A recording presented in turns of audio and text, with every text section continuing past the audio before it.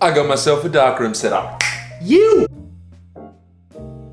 What is up, guys, and welcome back to another episode of Shoots with Coop. So as you can guess, I managed to get myself an entire whole darkroom set up, and I got it for cheap as well. I am absolutely kicking myself. This is the final piece of the photographic puzzle, as far as film's concerned. That I didn't have a school that offered, that had a darkroom to do photography. And I've never taken any courses at a college or anything like that, so I've never had access to projectors and the sort of equipment to make prints. So for me, this is something I have wanted to do for such a long time, and finally getting having the ability to do it in my own house, it is amazing. And I just thought I'd make a video today and share it with you guys, show you my haul, what I collected, and my process and some of the first prints that I have made. So let's jump into it. Alright guys, so this is the projector I managed to get. So please excuse the shaky footage because I'm just hand holding the camera right now. So this is, I don't even know the brand. All I know about this projector is that it was made in the Czech Republic. That's about it.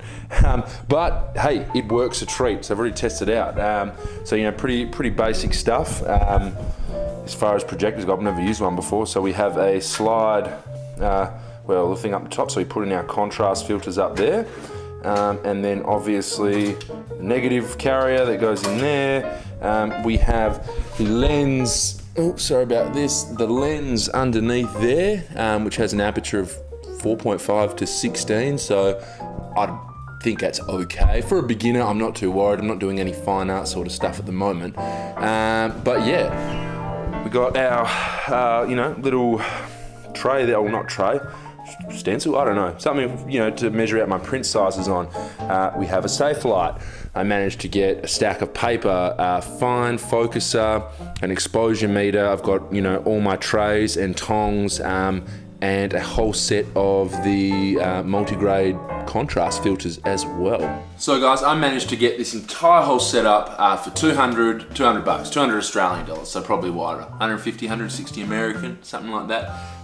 One other thing, but if you don't have a lot of room to work with, like I don't have an abundance of space, the ability to set up a darkroom, in a spare room of the house, I watched if you've watched my stuff, you've definitely come across Ted Forbes' channel, The Art of Photography. Now, this would be 4 or 5 years ago, one of Ted's videos that I stumbled across called Minimalist Darkroom, and I'll put a link down the bottom to it.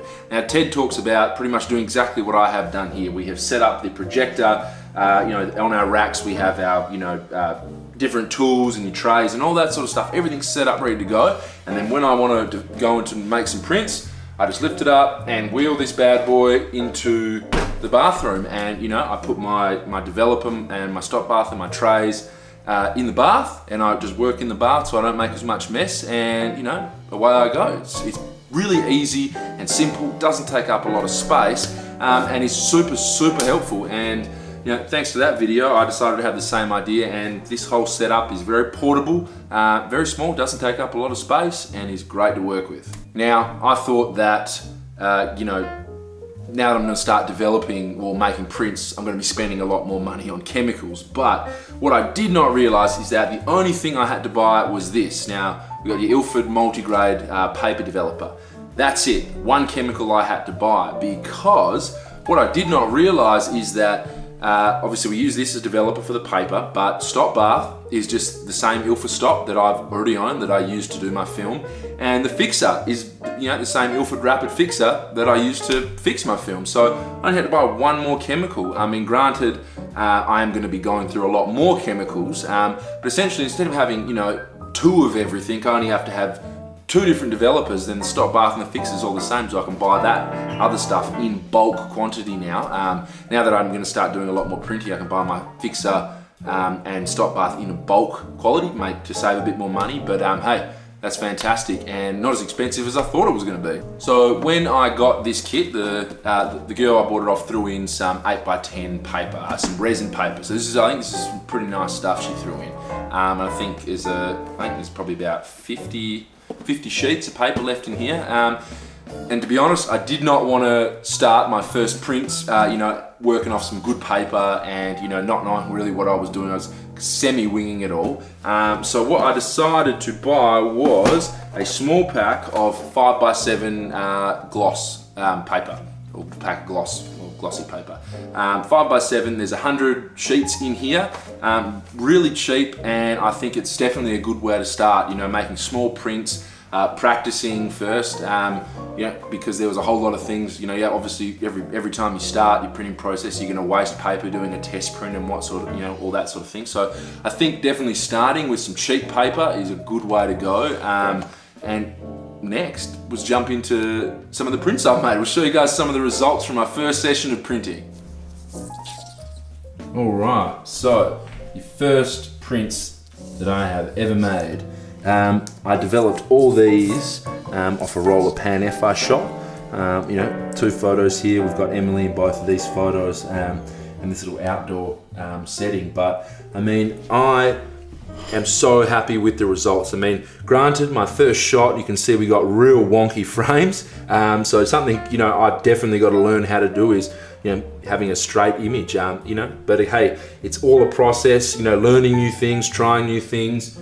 I'm, you know, definitely excited to keep doing more, but, you know, just seeing, you know, your images come to life, like, you know, once you know, turn off the enlarger, you've, you know, done your exposure, putting that paper in the developer and seeing your images just literally appear out of nowhere, it is a whole nother level of satisfaction, and something I want to do for such a long time. But there you go, guys, these 3, you know, Pan F, you know, first prints. I decided to use these 3 negatives to make the prints just because I personally really like all 3 of these photos.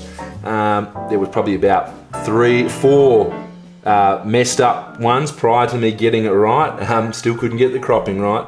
But hey, there you go. So there you have it, guys. You know, my first attempt at darkroom printing.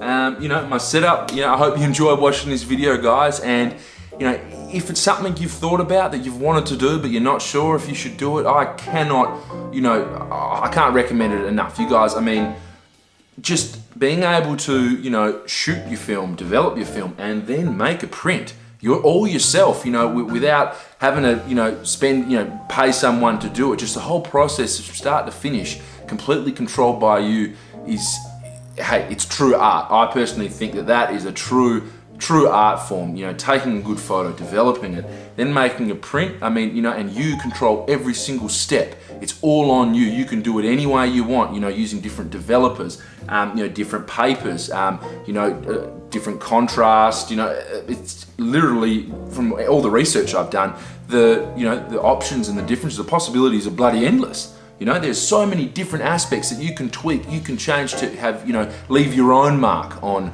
you know, on your style, your developing, your printing. So, you know, thanks for watching another episode of Shoots with Coops, guys. If you want to see some more of this in the future, hey, let me know in the comments if you want me to, you know, bring the camera into the darkroom next time and we can make a print together or something like that. Let me know down below. And until next time, happy shooting. See you guys.